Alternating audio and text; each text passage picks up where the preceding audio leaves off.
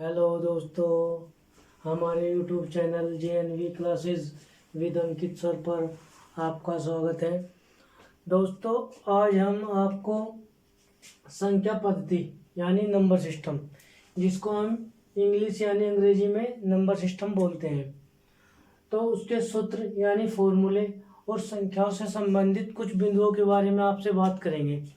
जैसे 0, 1, 2, 3 dash dash 9 को अंक कहते हैं। यानी जो अंक होते हैं वो 0 से स्टार्टिंग होते हैं। किससे स्टार्टिंग होते हैं? 0 से स्टार्टिंग होते हैं और 9 तक होते हैं। 9 तक होते हैं। इनकी कुल संख्या मैंने लिख दिया है पहले कि इनकी कुल संख्या कितनी होती है। कभी कभी क्वेश्चन में ये भी आ जाता है कि इनकी कुल संख्या कितनी होती है, यानी अंकों की कुल संख्या कितनी होती है? 10 होती है। उसके बाद में हम दूसरा पॉइंट देखेंगे दोस्तों कि प्राकृतिक संख्या, जिसको हम इंग्लिश में बोलते हैं नेचुरल नंबर। जिसको हम इंग्लिश में बोलते हैं नेचुरल नंबर, यानी जो संख्या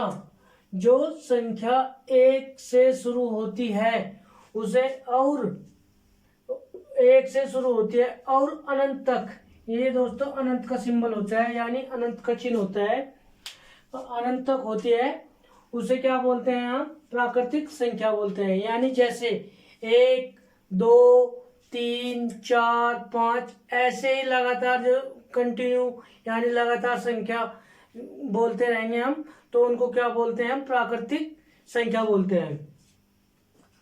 उसके बाद दोस्तों नंबर 3 पॉइंट पर जाते हैं हम, पूर्ण संख्या, होल नंबर। यानी पूर्ण संख्या किन्हें कहते हैं?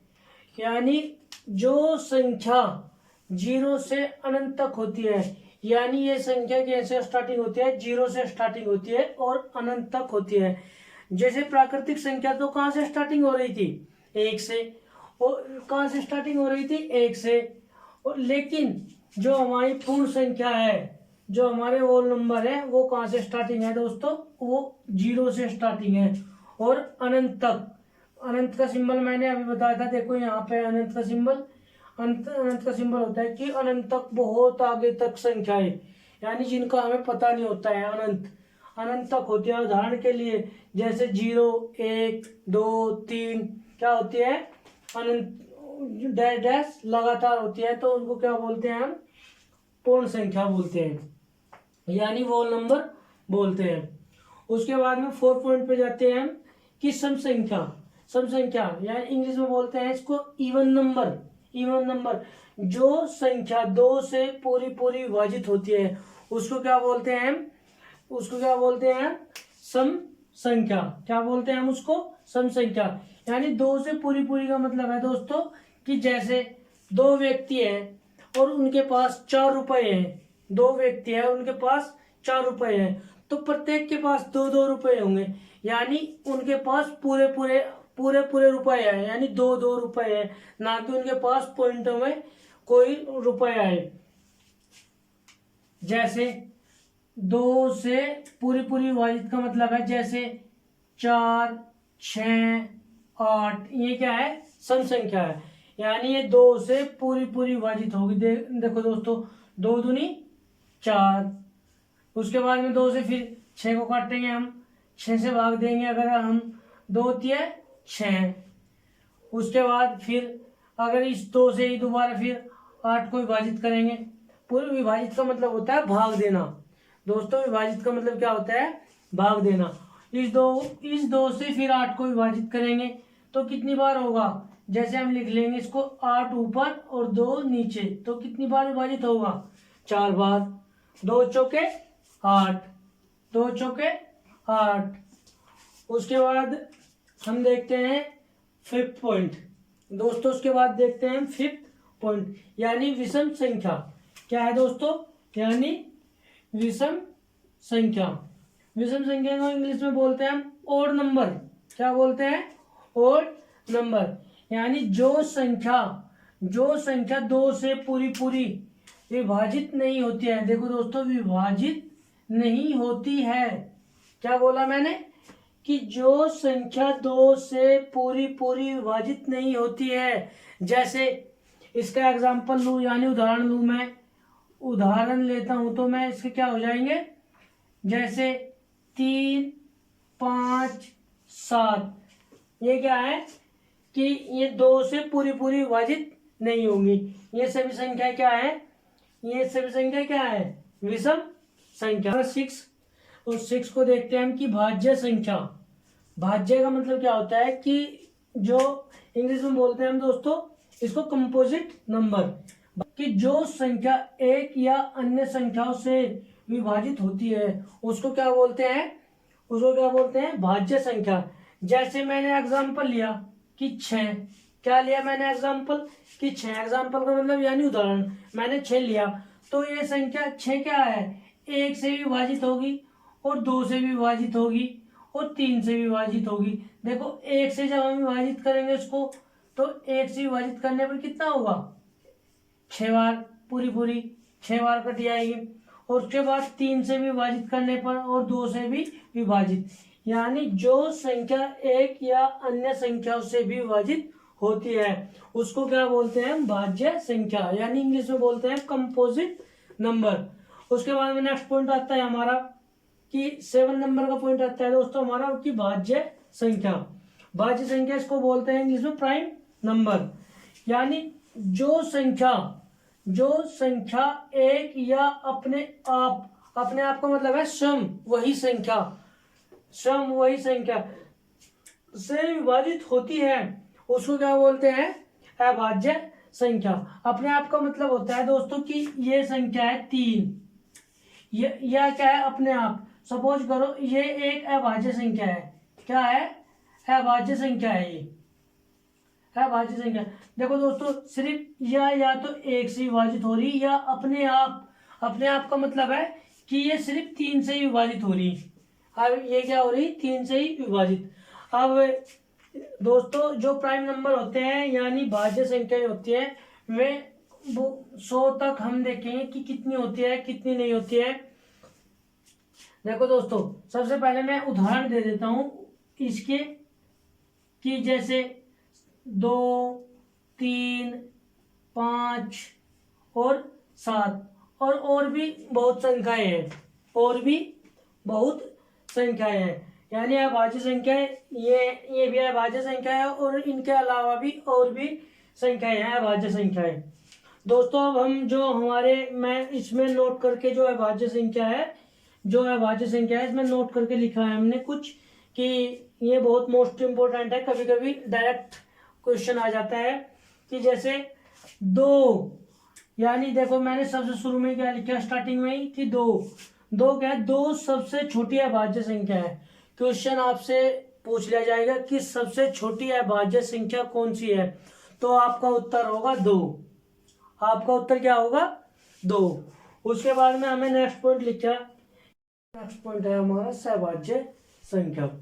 क्या है दोस्तों, सहभाज्य संख्या, यानी इंग्लिश में बोलते हैं हम इसको को प्राइम नंबर, यानी जो संख्या लगातार हो या जिनका में से एक हो उन्हें क्या बोलते हैं, सहभाज्य संख्या, या इंग्लिश में बोलते हैं को प्राइम नंबर।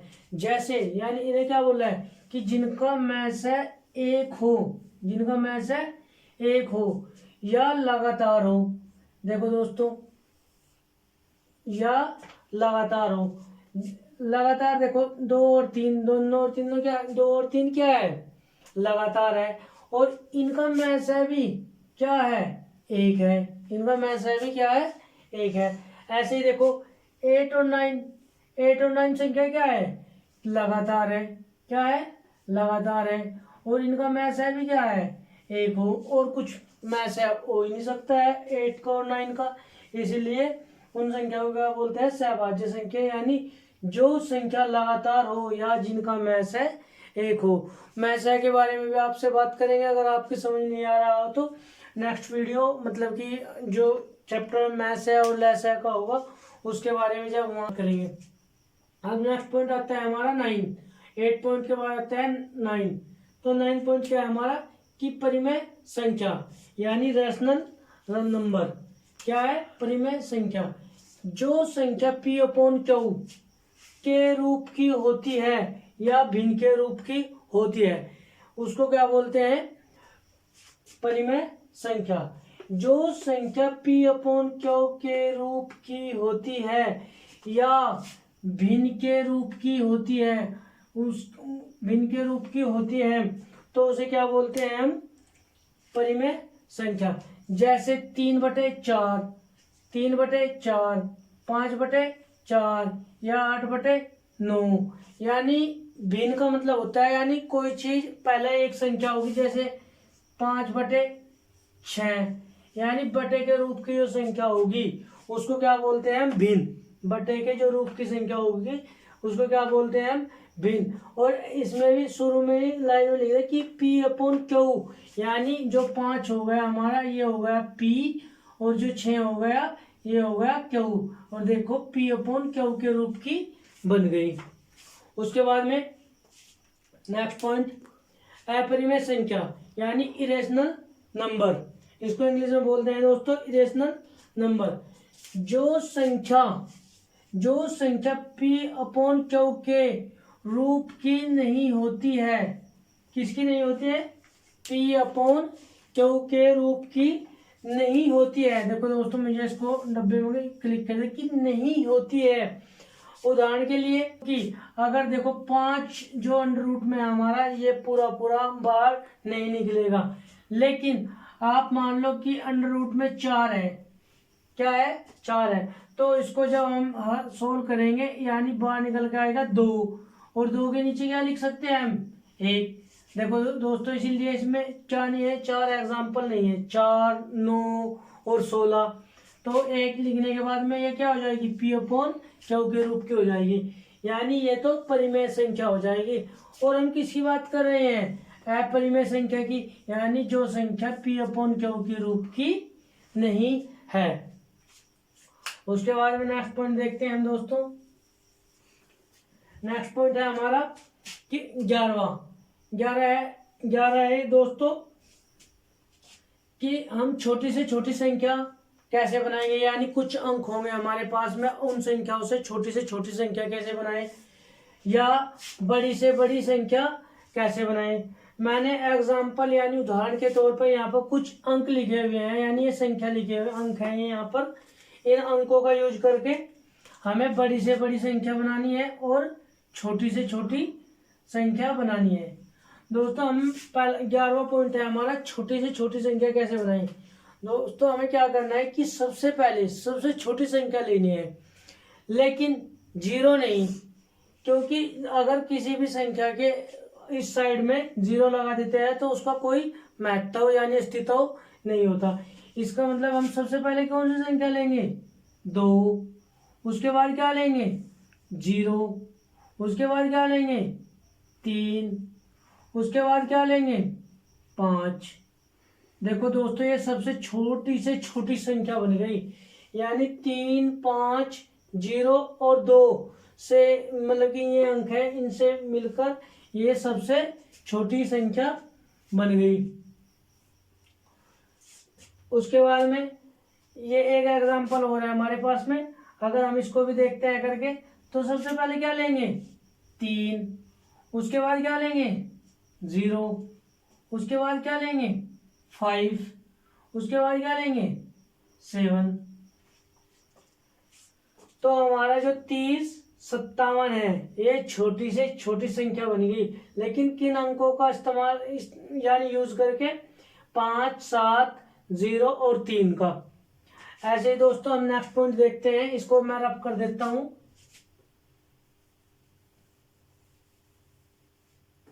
देखो दोस्तों अब हमारा जो नेक्स्ट पॉइंट है 12वां, दिख रहा होगा दोस्तों आपको कि 12वां बड़ी से बड़ी यानी बड़ी से बड़ी संख्या कैसे बनाएंगे हम।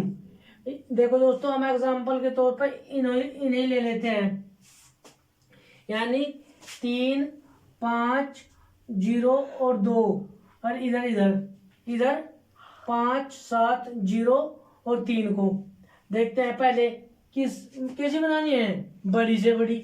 सबसे बड़ा अंक लेंगे, सबसे बड़ा अंक क्या है दोस्तों? 5। उससे छोटा अंक लेंगे, क्या है? 3। उससे छोटा अंक लेंगे, क्या है 2, उससे छोटा अंक लेंगे 0। दोस्तों देखो इन यानी 5 3 यानी 3 5 और 0 और 2 का यूज करके हमें 53 20 यानी ये की संख्या बन गई बड़ी से बड़ी, बड़ी से बड़ी। उसके बाद ये है 5 7 0 3 को भी हम ऐसे यूज करके बना सकते हैं। मैं इसको भी आपको एक बार बना के दिखाता हूं। जैसे सबसे पहले क्या लेंगे, सबसे बड़ी संख्या। दोस्तों सबसे पहले क्या लेंगे, सबसे बड़ी संख्या। सबसे बड़ी संख्या क्या है इसमें 7, हम पहले 7 को लिख लेंगे। उसके बाद क्या दिख रही है आपको 5, उसके बाद में क्या लिखेंगे 5। उसके बाद 5 के बाद हमको दिख रहा है 0 और 3 हमारे पास में है, लेकिन हमें क्या लेना, तो 5 से छोटी संख्या क्या है 0 तो है नहीं, 0 से बड़ी संख्या है हमारे पास में 3, तो हम क्या लेंगे 3 को लेंगे। फिर उसके बाद में हम क्या लेंगे 0 0 यानी 5 7 और 0 और 3 का यूज करके जो हमारी बड़ी से बड़ी संख्या बनी है वो क्या बनी है 75 30। आशा करता हूं दोस्तों कि आपकी समझ आ रहा होगा। और बाद में हमारा आता है 13 नंबर। 13 नंबर में क्या है कि प्रथम n प्राकृतिक संख्याओं का योग। दोस्तों ये फॉर्मूले हैं। अब हमारे अब तक हमने संख्याओं के बारे में बात की। अब हम दोस्तों कुछ फॉर्मूले हैं, ये इनका फॉर्मूलों का इस्तेमाल होता है कि 10 संख्याओं का योग क्या होता है, प्रथम n प्राकृतिक विषम संख्याओं का योग क्या होता है, या प्रथम 10 प्राकृतिक संख्याओं के वर्गों का क्या होता है। ऐसे ऐसे क्वेश्चन आते हैं, उनके लिए कुछ फॉर्मूले हैं हमें याद करने पड़ते हैं। दोस्तों जो n होता है, n बराबर होती है संख्या। मैं आपको पहले ही बता देता हूं कि जो हमारा यहाँ पर n लिख रखा है हमने, ये यानी ये जो n है इसका मतलब होता है संख्या, यानी कितनी संख्याएं हैं, कुल कितनी संख्याएं हैं। जैसे 1 2 3 यानी 5 संख्याओं का योग क्या होगा, तो n क्या लेंगे हम 5 लेंगे। देखो दोस्तों जो हमारा 13 पॉइंट है कि प्रथम n प्राकृतिक संख्याओं का योग क्या होगा, प्रथम n प्राकृतिक संख्याओं का योग क्या होगा। तो दोस्तों हम उसमें फॉर्मूला क्या यूज करेंगे, n इंटू n प्लस 1/2। यानी देखते हैं कि जैसे मैंने एग्जांपल मान लिया दोस्तों, सवाल हम यानी इस पे बहुत सारे क्वेश्चन हल करेंगे, लेकिन मैं एग्जांपल के तौर पर आपको समझा रहा हूं कि जैसे 1 2 3 4 और 5 बोल दे कि इन 5 संख्याओं का योग क्या होगा। पहले हम इनको आराम से बिना फॉर्मूले के जोड़ के देखते हैं कि इनका योग क्या आता है। देखो दोस्तों 2 1 और 2 3 3 और 3 6 6 और 4 10 10 और 5 15, यानी इनके अंकों का जो जोड़ है वो क्या आया दोस्तों 15। मैंने यहाँ पर 15 लिख लिया, 15 लिख लिया। अब हम दोस्तों फॉर्मूले का इस्तेमाल करके यानी फॉर्मूले का यूज करके देखते हैं कि इसका उत्तर क्या आता है। देखो n का मतलब मैंने क्या बताया दोस्तों, कुल संख्या यानी कितनी संख्या होगी, n कितनी है 5 1 2 3 4 5, तो n क्या लिखा मैंने 5। उसके बाद में ब्रैकेट n कितना है दोस्तों 5 प्लस 1 बटे में क्या है हमारा 2, तो 2। हम इसको दोस्तों हल करेंगे कि 5 गुणा, जब हम इसको हल करेंगे तो क्या आएगा 6 बटे 2। जब इसको इससे विभाजित करेंगे तो कितना आएगा 3, यहाँ पर क्या आ जाएगा 3, यानी 5 गुणा 3 बराबर क्या हो जाएगा 15। यानी दोस्तों ये भी कुछ यानी जब हमें फॉर्मूले से निकाला, जब भी हमारा आंसर 15 आया, और जब हमें मतलब कि अपने आप खुद ही जोड़कर देख ले जब भी हमारा 15 आया, यानी हमारा करने का तरीका बिल्कुल सही है। उसके बाद में हम नेक्स्ट पॉइंट देखते हैं, इसको रब कर देते हैं।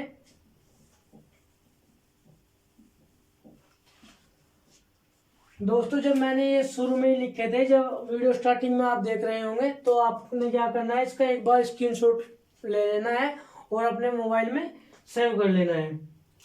उसके बाद में 14 नंबर देखते हैं हम दोस्तों कि प्रथम n सम संख्याओं का योग क्या होगा। दोस्तों अब तक की हमारी प्राकृतिक संख्या मैंने आपको वीडियो के शुरू में ही बताई थी कि प्राकृतिक संख्या क्या है, जो लगातार है, यानी 1 2 3 4 5 6 ऐसे लगातार क्या होती है, प्राकृतिक संख्या है। उसके बाद में दोस्तों आया सम संख्या की बात, कि सम संख्याओं का यानी प्रथम n सम संख्याओं का योग क्या होगा, प्रथम n सम संख्याओं का योग क्या होगा। उसके लिए हम फॉर्मूला यूज करेंगे दोस्तों n into N plus one. क्या यूज करेंगे दोस्तों, n into N plus one. जैसे मैं एग्जाम्पल के तौर पर ले लेता हूं कि एग्जाम्पल के तौर पर है कि 2 4 6 8। ये क्या है दोस्तों, मैंने एक एग्जाम्पल लिया कि 2 4 6 और 8, इनका योग क्या होगा। देखो सम संख्या है, देखो ये 2 है, ये 4 है, ये 6 है, 2 से सभी कटेंगी, यानी सम संख्या क्या हो, जो 2 से पूरी विभाजित होती है, और ये भी सभी 2 से पूरी विभाजित होगी। अब एक बार हम, जैसे हमने पहले सवाल में किया था, यानी क्वेश्चन में किया था, ऐसे ही जोड़ के देखते हैं।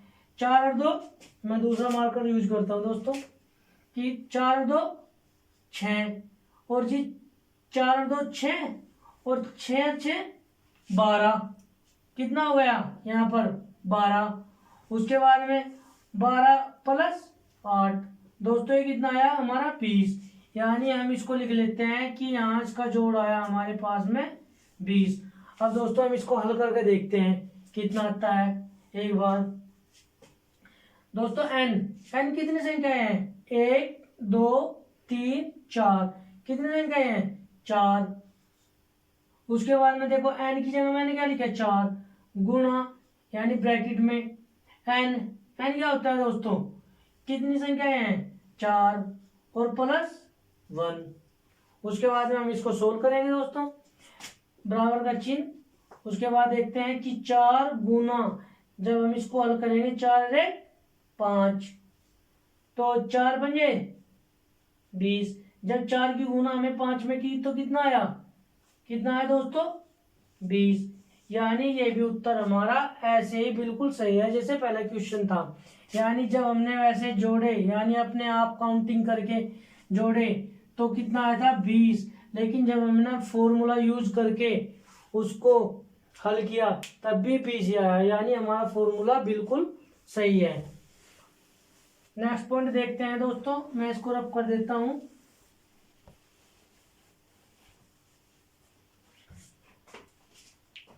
दोस्तों हमारा जो यानी 14 के बाद हमारा 15 पॉइंट आता है, वो है कि प्रथम n प्राकृतिक संख्याओं के वर्गों का योग।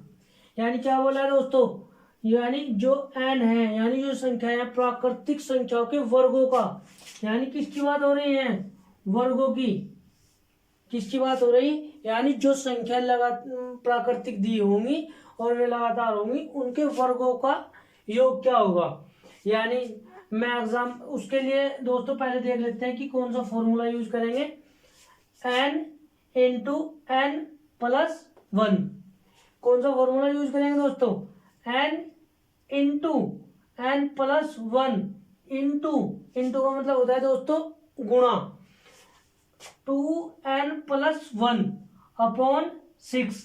क्या है दोस्तों, अपॉन 6, यानी बटे में क्या है 6 है। अगर आपको दिख रहा हो तो ये है यहाँ पर 6।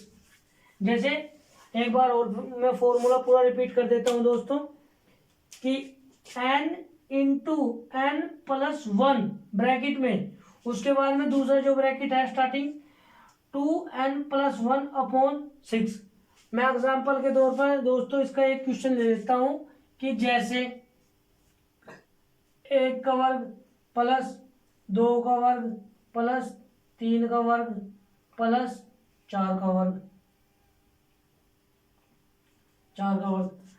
अब दोस्तों ये फॉर्मूला इस्तेमाल करना है हमें, और उसके बाद में हम इसको देखते हैं कि हमारा उत्तर सही है या गलत है। लेकिन उससे पहले हम जैसे हमने पिछले सवालों में किया ऐसे ही जोड़ के देखते हैं। 1 का वर्ग कितना होगा दोस्तों? 1। 2 का वर्ग कितना हो गया? 4। उसके बाद में 3 का वर्ग कितना हो गया? 9। उसके बाद में दोस्तों सॉरी है, गलती से 3 लिखा गया था। उसके बाद में 4 का वर्ग क्या हो गया? 16। अब दोस्तों हम इन्हें जोड़ के देखते हैं कि हमारा उत्तर क्या आता है। दोस्तों अगर आप देख रहे होंगे कि जैसे 9 और 1 10, हमने 10 एक साइड में लिख लिया, और 4 16 4 कितने हो गए? 20। अब 20 लिख लिया हमें। अब जब हम इनको जोड़ते हैं तो उत्तर आता है हमारा 30 यानी 30। दोस्तों जब हमने अपने हाथ पर काउंटिंग की यानी अपने माइंड से सोच के इन्हें हल किया, क्योंकि हमें तो कम समय में करना है वहाँ पर, यानी हमारा जो पेपर होगा उसमें तो हमें कम समय में करना है। अगर हम ऐसे जोड़ेंगे तो हमारा बहुत समय वेस्ट होगा यानी खराब हो जाएगा। इसीलिए हम दोस्तों फॉर्मूले का इस्तेमाल करके इसे जल्दी हल करेंगे। दोस्तों अब देखते हैं इसमें कितनी संख्याएं हैं। 1 2 3 4, कितनी संख्याएं हैं? 4। तो 4 एन का मान कितना हो गया? 4। तो हमने क्या लिख लिया? 4। उसके बाद में ब्रैकेट एन का मान कितना है दोस्तों? 4 और प्लस 1, हमने क्या लिख लिया? 4 प्लस 1। उसके बाद में हमारा दूसरा ब्रैकेट है, यानी दूसरा ब्रैकेट स्टार्ट, और उसके बाद में क्या है? 2 ले लिया। उसके बाद में क्या है दोस्तों? एन। तो एन का मान कितना है? 4। हम बार बार क्या लिख रहे हैं? 4। तो जहां पर कोई चिन्ह नहीं होता दोस्तों, आपने पता होगा कि वहां क्या होता है? गुणा का चिन्ह होता है। जैसे यहाँ 2n है तो n के स्थान यानी 2 के और n के बीच में क्या है? गुणा का चिन्ह है। तो क्या हो गया है? 4, और उसके बाद में प्लस 1, ये +1 लिखना पड़ेगा हमको। उसके बाद में हम इसको 6 से क्या देंगे दोस्तों? भाग। अगर दोस्तों यहाँ पर कुछ थोड़ी कम जगह है बोर्ड पर, लेकिन मैं कोशिश करूंगा कि आपको साफ साफ दिखाई दे। मैं दूसरे मार्कर यूज करके करता हूँ।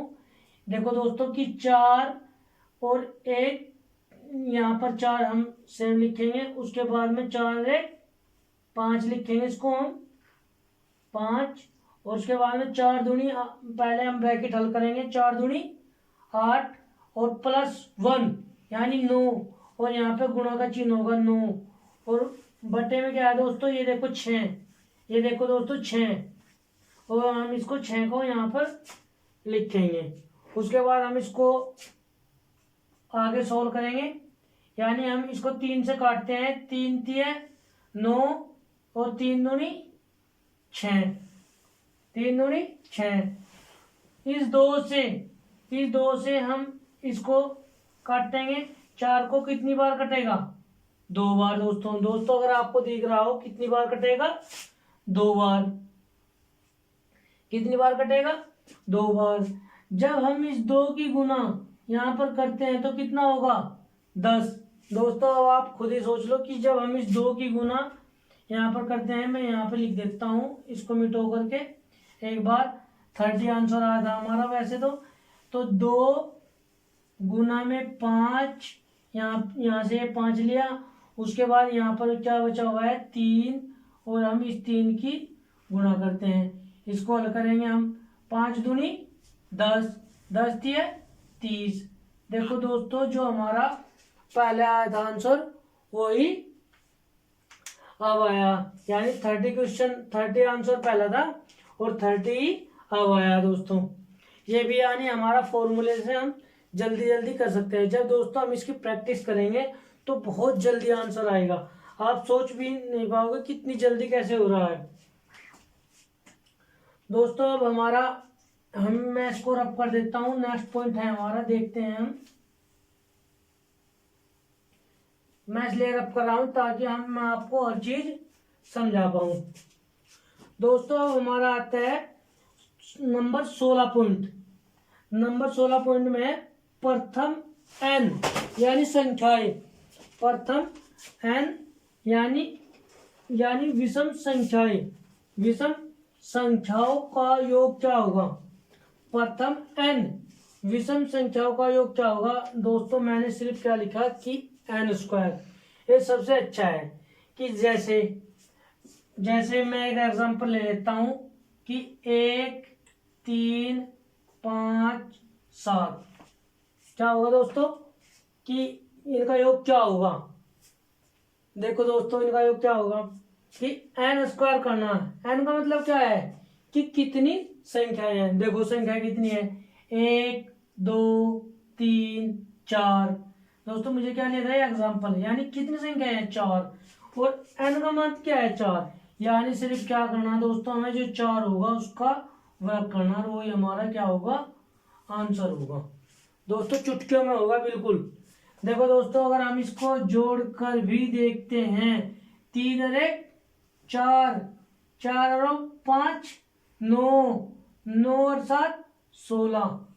दोस्तों देखो ये भी 16 और वो भी 16, यानी ये भी क्वेश्चन ये भी फॉर्मूला हमारा बिल्कुल सही है।